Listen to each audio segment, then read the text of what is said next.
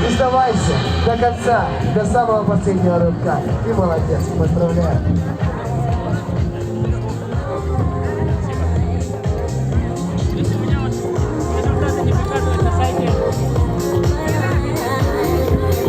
В этом году ждем тебя обязательно на полумарафоне.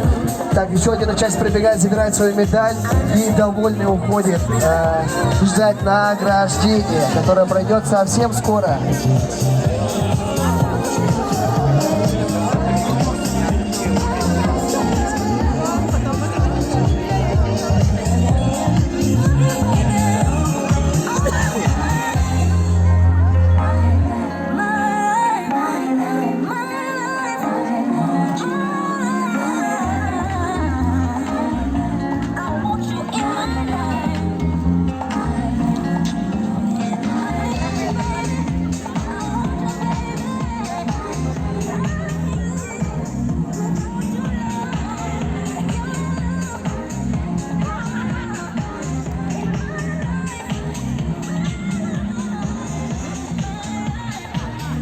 А вот и на стадион забежали еще участники, которые пробегают дистанцию 21,1 километр.